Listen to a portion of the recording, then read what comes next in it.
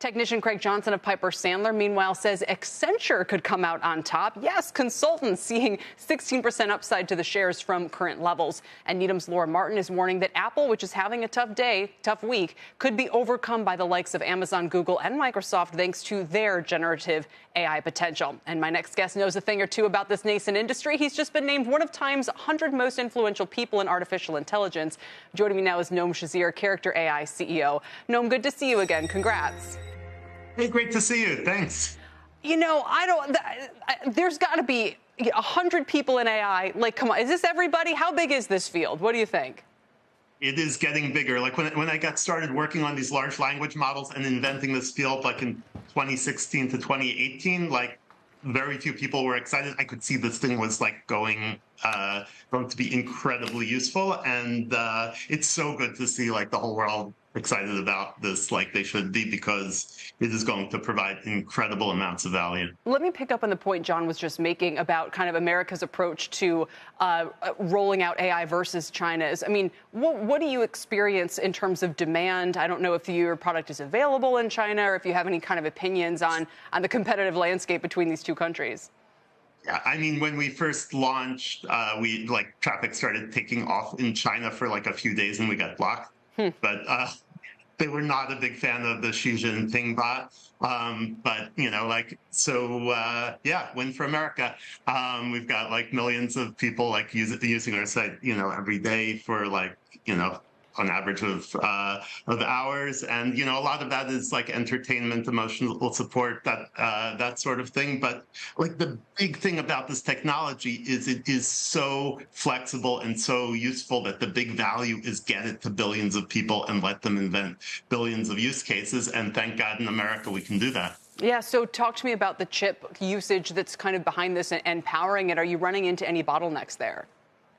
Oh yeah, yeah. I mean, everybody needs more chips. The more chips you have, the smarter a thing you can train, and the more people you can serve. I mean, we're good at doing that, but we're still you know, serving a model that we trained like last year for a couple $1 million and could probably repeat now for like $500,000 or something.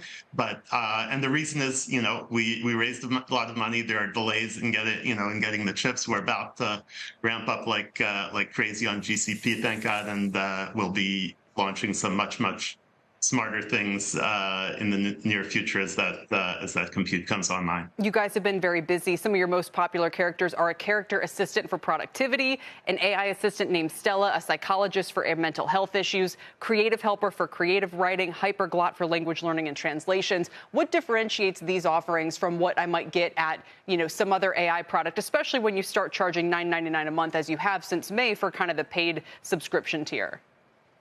Yeah, at this point, the paid is just like faster service, you know, in the case that the site is overloaded, which we've been doing pretty well on recently. So it is free to everyone to use at this point. Yeah, what do people get? Well, it's, you know, something that is tuned to what they like. And it's, you know, there's a huge long tail. People want like lots and lots of things. Like we put up some, you know, some example, something that says psychologist, and no one wants to talk to that. They want to, you know, talk to like cartoon characters and use that as, you know, as a psychologist and vent about their day, or, you know, it's crazy. Like we don't know what other people, what the users are going to want to do. And the big magic of this technology is get it out there to the users, make it flexible, make it intelligent and adaptable, and let them do it. Yeah, we used it to talk to Keynes and Hayek and had some fun with it. But when we raise the larger question, like I did with John, of can startups like yours really compete in the long run against big tech companies, or do you just become kind of a roll-up or something like that? Why can't they come out with features similar to yours and more or less commoditize your offerings? I mean, we have some incredible researchers, incredible engineers. Like we got a team up there with everyone or better. We are hiring like crazy. We're growing like crazy. Yeah, we're going to go toe to toe with those guys. All right. Well, I don't know. Time does that splashy party for its 100 most influential people, but if they're doing one for everyone in AI, obviously it should be something, you know, in the metaverse, don't you think? Yep. I'll send my digital clone. I'm too busy coding. Yes, exactly. Your personal AI assistant, the Noam assistant. Thank you so much for joining us today. Congrats again. We really appreciate your time. Thank you so much. It's a pleasure being here. Noam Shazeer from Character.AI.